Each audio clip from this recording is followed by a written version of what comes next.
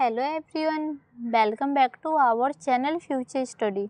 तो गाइस, इस वीडियो में जो बीए प्रोग्राम के स्टूडेंट है सेमेस्टर 5 जो आपने हिंदी सब्जेक्ट लिया होगा, हिंदी अनुवाद व्यवहार और सिद्धांत, इसके इंपॉर्टेंट क्वेश्चन विद आंसर आपको इस वीडियो में कराने जा रहे हैं। अभी तक आपने हमारा टेलीग्राम व्हाट्सएप ग्रुप ज्वाइन नहीं किया तो कर सकते हैं, लिंक आपको डिस्क्रिप्शन बॉक्स में मिल जाएगा। और ये क्लासेस हमारी सेकंड होने जा रही है, इससे पहले क्लासेस फर्स्ट नहीं देखी तो देख लीजिएगा, लिंक आपको डिस्क्रिप्शन बॉक्स में मिल जाएगा। मोस्ट इंपॉर्टेंट यहाँ पर 15 क्वेश्चन विद आंसर है जो कि आपको इस पीडीएफ में देखने को मिलेंगे। अगर आप इस पीडीएफ को परचेस करना चाहते हैं, आपको पता करना है कि क्वेश्चन कौन से है, इसमें किस टाइप से आंसर लिखे गए, तो इसकी एक डेमो वीडियो हमने क्लासेस फर्स्ट में करा चुके, तो इस वीडियो को आप देख लीजिएगा जाके। इसमें जो हम क्वेश्चन नंबर फर्स्ट तो आपको क्लास फर्स्ट में करा चुके हैं, सेकंड क्लासेस है तो जिसमें हम आपको क्वेश्चन नंबर सेकंड और क्वेश्चन थर्ड दो क्वेश्चन का आंसर आपको इस वीडियो में कंप्लीट कराने जा रहे हैं। क्वेश्चन देखिए, एक तो क्वेश्चन नंबर सेकंड ये रहा, इसके बाद जो क्वेश्चन नंबर थर्ड आएगा आपका ये वाला क्वेश्चन नंबर थर्ड, ये दो क्वेश्चन का आंसर आपको इस वीडियो में कंप्लीट मिलने जा रहे हैं, तो वीडियो को पूरा देखिएगा। तो चलिए क्वेश्चन विद आंसर स्टार्ट करते हैं। आपको अगर इस पीडीएफ को परचेस करना है तो आपको व्हाट्सएप नंबर पर मैसेज करना है, तो पीडीएफ आपको मिल जाएंगे आप पेमेंट करने के बाद, ठीक है। तो क्वेश्चन देखिए, अनुवाद किसे कहते हैं? एक अच्छे अनुवाद के गुण लिखिए। अनुवाद करते समय ध्यान में रखने योग्य बातें क्या है? तो देखिए, इसमें आपको साफ सिंपल है, जो एक अनुवाद है किसे कहते हैं और एक अच्छे अनुवाद के गुण बताने। आपको अनुवाद जो लिखते समय क्या क्या बातें आपके माइंड में होनी चाहिए, क्या गलती आपको नहीं करनी है, यह आपके पेपर में आ सकता है। अनुवाद की विशेषता की व्याख्या कीजिए। ये तीनों में से क्वेश्चन किसी भी टाइप से आपके पेपर में पूछा जा सकता है, आंसर आपको इस वीडियो में कंप्लीट मिलने जा रहा है। तो सबसे पहले हम देखेंगे कि जो अनुवाद है किसे कहते हैं। तो देखिए, अनुवाद से तात्पर्य किसी एक भाषा में रची गई रचना को किसी दूसरी भाषा में रूपांतरित करने से होता है। अनुवाद का क्या मतलब होता है? मान लीजिए किसी भी एक भाषा में उसको लिखा गया, उसी को दूसरी भाषा में उसी शब्दों के अकॉर्डिंग बताया जा रहा है, जिसे अनुवाद कहा जाता है। जैसे आपको ये समझ भी आ गया होगा कि एक भाषा में रची गई रचना को किसी दूसरी भाषा में रूपांतरित, मतलब उसको थोड़ा चेंज कर देना और उसी को बताना, तो उसे अनुवाद कहते हैं। अनुवाद करने का मुख्य उद्देश्य उस रचना की सामग्री को उन पाठकों तक पहुंचाना होता है जो कि उस भाषा में जानकर नहीं है उसमें जिसमें मूल रचना रची गई थी। तो मतलब अनुवाद का जो तात्पर्य उद्देश्य क्या है कि मतलब जिस भाषा में आपने सामग्री को लिखा है, उसे जो पढ़ने में उसको समझने में समक्ष नहीं है, तो उन व्यक्तियों को दूसरी भाषा में करके उसी के सामने लाना कि जिससे वो मूल भाषा में लिखी गई उसे समझ सके, ठीक है। इसके बाद देखिए, ये तो समझ में आया कि जो अनुवाद क्या है, आपको फर्स्ट लाइन में ही समझ में आ गया होगा कि रूपांतरित करना, ठीक है।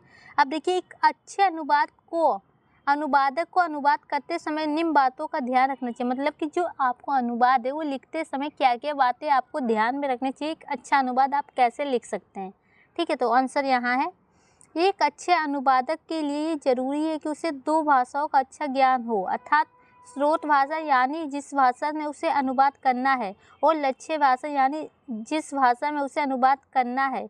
इन दोनों भाषाओं पर उसकी पकड़ अच्छी होनी चाहिए। मतलब कि देखो, एक तो जिसमें वो लिखना चाहता है वो होनी चाहिए, दूसरा जो लक्ष्य मतलब उसकी लक्ष्य है, उस भाषा का मतलब निकालना चाहता है वो, उन दोनों में उसकी पकड़ अच्छी होनी चाहिए, उसमें उसको लिखने का तरीका अच्छा होना चाहिए, ठीक है। सेकंड पॉइंट है, एक अच्छे अनुवादक को उस विषय का ज्ञान भी होना चाहिए जिस विषय से संबंधित रचना को वह अनुवाद कर रहा है। मतलब कि जिस भी भाषा में आप उसे लिखना चाह रहे हैं, उस विषय के बारे में, उस सब्जेक्ट के बारे में आपको अच्छी तरह से जानकारी होनी चाहिए जो आप रचना अनुवाद करने जा रहे हैं।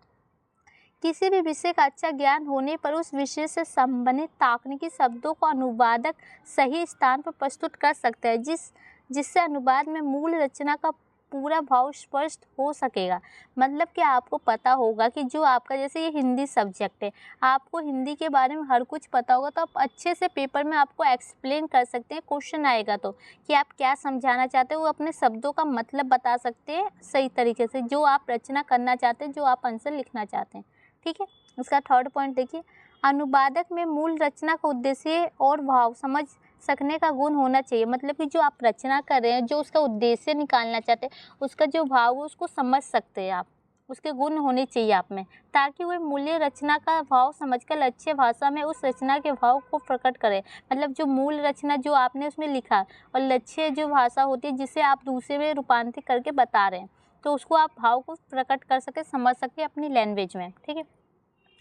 अनुवादक को किसी भी भाषा, किसी भी रचना का अनुवाद करते समय जो का तो प्रस्तुत ना करके सरल और सहज भाषा में प्रस्तुत करने की कला आनी चाहिए। मतलब कि जो आप कोई भी विषय पर कुछ लिख रहे हैं, जो का तो मतलब कुछ नहीं आ रहा तो मिला जुला के लिखने से अच्छा है उसे वो सरल और सहज भाषा में लिखें, जिससे कि सामने वाले को अच्छी तरह से समझ भी आए और उसमें क्या लिखा गया है, उसका मतलब क्या है, उसका अर्थ क्या है, आपको समझ में आना चाहिए। ठीक है। इसका लास्ट पॉइंट है, अनुवादक की दोनों भाषाओं के व्याकरण पर पूर्ण पकड़ होनी चाहिए। जो आप लिखना चाह रहे हैं भाषा, उसका व्याकरण होना चाहिए, उसको पूर्ण पकड़, मतलब आपको व्याकरण अच्छी तरह से जानकारी होनी चाहिए, आपकी व्याकरण अच्छी होनी चाहिए। तो ये कुछ पॉइंट थे यहाँ पर आपको देखने को मिले कि एक अच्छा अनुवाद लिखने की विशेषता क्या होती है या कैसे लिखा जाता है। अब देखिए कुछ अन्य पॉइंट है जो अनुवाद की विशेषता को दर्शाते हैं। तो ये देखिए, अनुवाद के उपयुक्त परिभाषाओं के आधार पर अनुवाद के विषय में निम्नलिखित बातें स्पष्ट होती है। तो इसकी विशेषता देखिए, विभिन्न विद्वानों ने अनुवाद को परिभाषित करने की वजह अपने अपने ढंग को अपनी अपनी सुविधा से उसकी व्याख्या भर की है। मतलब कि जो विद्वान होते हैं अनुवाद की परिभाषा करने की वजह उन्होंने क्या किया है कि अपने अपने ढंग से, अपने अपने सुविधा के अकॉर्डिंग, अपने तरीके के अकॉर्डिंग उसकी व्याख्या कर दी है। सेकेंड पॉइंट है, अनुवाद का मुख्य लक्ष्य एक भाषा की सामग्री को दूसरी भाषा में रूपांतरित करना है। तो आपको यहाँ ऊपर भी हमने समझाया था कि इसका लक्ष्य क्या होता है, एक भाषा को दूसरी भाषा की सामग्री में रूपांतरित करना ही अनुवाद कहलाता है। जिस भाषा की सामग्री को रूपांतरित करना है उस भाषा को मूल भाषा या स्रोत भाषा कहते हैं। जिसे रूपांतरित आप करना चाहते हैं उसमें मूल या स्रोत भाषा के रूप में जाना जाता है। जबकि जिस भाषा में रूपांतरित करना है उस भाषा को लक्ष्य भाषा कहते हैं, और जिसमें आप रूपांतरित करें वो लक्ष्य भाषा है। पाठक को किसी भी अनुदित रचना को पढ़ते समय यह कदापि नहीं लगना चाहिए कि वह अनुवाद को पढ़ रहा है, अर्थात अनुदित रचना अपने आप में स्वतपूर्ण और मौलिक होनी चाहिए। मतलब इसमें बताया जा रहा है कि किसी के पास भी जो ये अनुवाद की रचना जाती है उसको पढ़ते समय ये आपको बिल्कुल नहीं होना चाहिए कि आप कुछ और पढ़ रहे हैं। आपको पूर्ण ज्ञान होना चाहिए, पूर्ण रूप से मौलिक होनी चाहिए, उसको पढ़ते समय समझ आनी चाहिए उस रचना को। जो भाव मूल रचना को पढ़ने के बाद पाठक के मन में उठनी चाहिए वही भाव अनुवाद पढ़ने के बाद पाठक के मन में उत्पन्न होनी चाहिए। मतलब कि जो आपको पता है कि कोई भी भाव होते हैं जिसकी रचना आप करें उसके समय आपके मन में, माइंड में वो आ गया, तो वही जो अनुवाद को कोई पढ़ रहा है उस व्यक्ति को उसके माइंड में भी वही चीज़ उत्पन्न होनी चाहिए उसके मन में। इसके बाद देखिए, अनुवाद यथासंभव सम्मान तथा सहज अभिव्यक्ति प्रतीकों के माध्यम से ही होनी चाहिए। तो ये सरल और सम्मान रूप से होनी चाहिए, अभिव्यक्ति प्रतीकों के माध्यम से अनुवाद होनी चाहिए। तो फाइनली गाइस यहाँ पर ये क्वेश्चन का आंसर कंप्लीट हो चुका है। अब जो नेक्स्ट क्वेश्चन है उसका आंसर हम आपको बता देते हैं। नेक्स्ट क्वेश्चन देखिए, अनुवाद के स्वरूप पर विचार करते हुए अनुवाद की प्रक्रिया पर प्रकाश डालिए। तो आपसे के पेपर में स्वरूप प्रक्रिया के अकॉर्डिंग क्वेश्चन आ सकता है। तो आंसर देखिए, सबसे पहले जो अनुवाद का स्वरूप, अनुवाद एक भाषा, स्रोत भाषा में व्यक्त भावों और विचारों को दूसरी भाषा में, लक्ष्य भाषा में व्यक्त करना है। तो आपको ऊपर भी समझ में आया कि जो अनुवाद क्या है कि जो एक भाषा से दूसरी भाषा में जो व्यक्त करना ही अनुवाद होते हैं। स्रोत भाषा होती है, मूल भाषा या लक्ष्य भाषा जिसमें हम करते हैं। अनुवाद में सम्मान अभिव्यक्ति की खोज की जाती है, मतलब कि जो अनुवाद है उसमें निकट सम्मान की खोज की जाती है। थर्ड पॉइंट है, अनुवाद में ऐसे व्यक्तिगत की आवश्यकता होती है जो स्रोत भाषा से प्रभावित ना हो, मतलब कि उसे अच्छी तरह से जानकारियों से कोई प्रभावित ना हो, उसकी जानकारी होनी चाहिए। अनुवाद में मूल रचना के अर्थ के साथ साथ शैली को भी सुरक्षित रखने का प्रयास किया जाता है। जो आपकी मूल रचना होती है जिसमें आप अनुवाद करें उसके साथ साथ उसकी शैली को भी सुरक्षित रखा जाना चाहिए। अनुवाद न्यूनतम सत्य द्विभाषिक है और इसका मूल तत्व समर्थक पुनरुक्ति है। इसके बाद देखिए, जो अनुवाद प्रक्रिया के प्रमुख सोपान, मतलब कि ये अनुवाद के स्वरूप हो गए। अब अनुवाद प्रक्रिया के जो प्रक्रिया के सोपान क्या होते हैं, तो देखिए अनुवाद की प्रक्रिया में दो भाषाओं की भूमिका होती है, स्रोत भाषा और लक्ष्य भाषा। जिस भाषा की रचना का अनुवाद करना होता है उसे स्रोत या मूल भाषा कहते हैं और जिस भाषा में अनुवाद करना उस भाषा को लक्ष्य भाषा कहा जाता है। तो ये आपको समझ में आ गया। इसको आपने को हमने ऊपर भी बताया था और इसे आप इसकी परिभाषा के अकॉर्डिंग, अर्थ के अकॉर्डिंग कहते हैं किसे अनुवाद, इसके अकॉर्डिंग आप इसे लिख सकते हैं। ठीक है। अब यहाँ देखिए, अनुवाद की प्रक्रिया को निम्नलिखित बिंदुओं द्वारा समझा जा सकता है। इसकी प्रक्रिया को देखिए, यहाँ से स्टार्ट है। विषय ज्ञान, किसी भी अनुवादक को अनुवाद सामग्री के विषय का पूर्ण ज्ञान होना चाहिए। मतलब कि कोई भी व्यक्ति जो अनुवाद लिखना चाहता है उसकी सामग्री के बारे में, उसके विषय के बारे में उसको पूरी अच्छी तरह से जानकारी होनी चाहिए। यदि उस विषय का अच्छे प्रकार से ज्ञान नहीं होगा तो वह मूल रचना के साथ न्याय नहीं कर पाएगा। अगर मान लीजिए आप हिंदी सब्जेक्ट के स्टूडेंट हैं, आपको हिंदी के बारे में नॉलेज नहीं है, तो आप अच्छी तरह से हिंदी के बारे में आप एक्सप्लेन नहीं कर सकते हैं जो उसकी रचना होती है, यही समझाया जा रहा है। वह ज्ञान के अभाव में अर्थ का अन्यथा कर सकता है। मतलब कि आपको ज्ञान नहीं है तो जो अर्थ आप निकालना चाहते हैं वो सही तरीके से आप नहीं निकाल पाओगे, उसका गलत मतलब गलत अर्थ निकाल सकते हैं। इसलिए अनुवादक को स्रोत भाषा की मूल सामग्री का अध्ययन करने के बाद ही अनुवाद करना चाहिए। तो मतलब जो आपकी मूल भाषा है उसके जो जानकारी प्राप्त करने के बाद ही अनुवाद करनी चाहिए। ठीक है। अब सेकंड पॉइंट है भाषा ज्ञान। अनुवाद को मूल भाषा एवं लक्ष्य भाषा दोनों भाषाओं का भली भांति ज्ञान होना चाहिए। मतलब जो अनुवादक है, जो लिखना चाहता है, उसे मूल भाषा लक्ष्य भाषा दोनों की भली भांति ज्ञान अच्छी तरह से होनी चाहिए, ताकि वह मूल भाषा की प्रकृति को ठीक जांच परख कर उनकी सामग्री को लक्ष्य भाषा की प्रकृति में ढालकर अनुवाद को मूल के समांतर प्रस्तुत कर सके। मतलब कि उसको एक से दूसरे में चेंज कर सके, अच्छी तरह से उसको जानकारी होगी जब ही कर सकता है, नहीं तो नहीं कर सकता। अतः अनुवाद की भाषा में औपचारिकता, स्पष्टता, संक्षिप्त तथा विषय के अनुरूप आशय को व्यक्त करने की क्षमता होनी चाहिए। मतलब कि जो अनुवाद कर रहा है व्यक्ति, उसकी जो भाषा में औपचारिक होनी चाहिए, स्पष्ट होना चाहिए, विषय के अनुरूप जो आशय व्यक्त करना चाहते हैं क्षमता होनी चाहिए, वो सब उसको अच्छी तरह से उसमें होनी चाहिए। अब आपका नेक्स्ट थर्ड पॉइंट है, आपका देख सकते हैं, मूल सामग्री को भली भांति पढ़ना और समझना। एक अच्छे अनुवाद के लिए आवश्यक है कि स्रोत भाषा की सामग्री मन से गहन पाठन और मनन करके उसके भाव बिंदु को समझ लेना चाहिए। ऐसे करने के पश्चात अनुवाद कार्य सफलतापूर्वक किया जा सकता है। संक्षिप्त मूल पाठ का भाव बोध जितना स्पष्ट होगा, लक्ष्य में भावनात्मक उतना ही प्रभावित होगा। मतलब देखिए यहाँ पर लिखा है मूल सामग्री और भली भांति पढ़ना और समझना। मतलब कि जो आप लिखना चाहते हैं, जो आप रचना करना चाहते हैं, उसे अच्छी तरह से एक बार पढ़िए, समझिए और आप उसका मतलब निकालिए, कि जिससे ये होगा कि जो आप करना चाहते हैं उसका लक्ष्य अच्छी तरह से आपके सामने आएगा, प्रभावित ढंग से वो कार्य करेगा। ठीक है। इसके बाद इसका 4 पॉइंट है अभिव्यक्ति की स्पष्टता। स्रोत भाषा से लक्ष्य भाषा में रूपांतरण तभी संभव है यदि अनुवादक को दोनों भाषाओं की व्याख्या संरचना का समस्त ज्ञान है।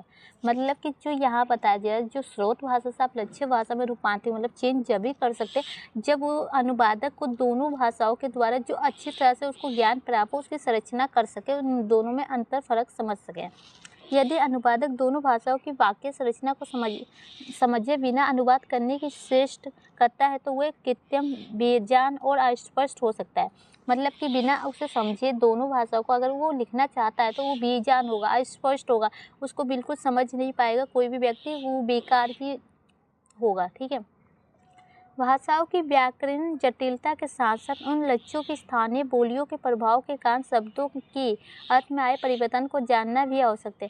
जो भाषा होती है, व्याकरण होती है, उसमें अलग अलग से आते हैं, तो उन क्षेत्रों के जो स्थानीय बोली होते हैं उसके अकॉर्डिंग आपको ना शब्दों का अर्थ परिवर्तन करना भी आना चाहिए, उसको जानना और समझना भी जरूरी है।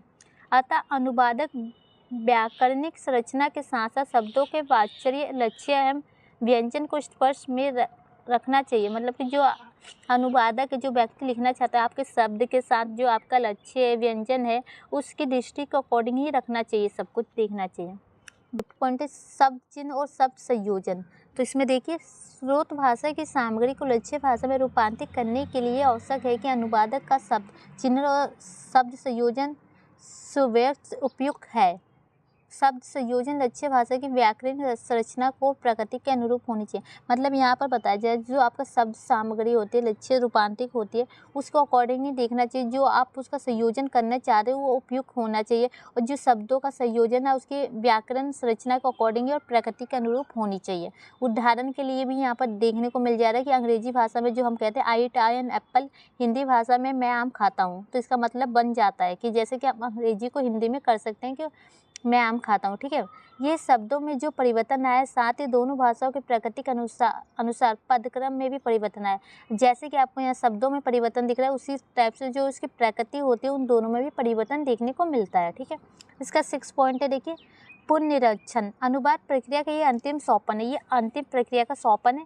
इस सोपान का अनुवादक मूल रचना के कथ्य एवं कथन के स्रोत भाषा में किए गए अनुवाद की तुलना में कर इस बात का आश्वासन लेना चाहता है कि उसने मूल ना तो छोड़ा है और ना अतिरिक्त जोड़ा है, तथा मूल रचना के कथ्य का यथा स्पष्ट किया है। मतलब कि ये बताना चाहता है कि जो आप किसी भी अनुवाद को जो कर रहे हैं उसकी रचना में आपने कोई भी शब्द ऐड भी नहीं किया और ना ही कोई शब्द को आपने छोड़ा है। जो उसकी मूल रचना है उसी के अकॉर्डिंग आपने उसे जोड़ा है और उसको किया है और स्पष्ट रूप से आपने उसकी व्याख्या की है। तो गाइस फाइनली यहाँ पर ये क्वेश्चन समझ आ चुके। वीडियो को 1 से 2 बार आप देखेंगे तो अच्छे से आपको क्वेश्चन का मतलब भी समझ में आ जाएगा। नेक्स्ट वीडियो में क्लास 8 में आपको इस क्वेश्चन का आंसर हम आपको करा देंगे। एक एक करके सभी क्वेश्चन का आंसर करा दिया जाएंगे। तो वीडियो अच्छी लगे तो लाइक शेयर कीजिएगा। Thank you.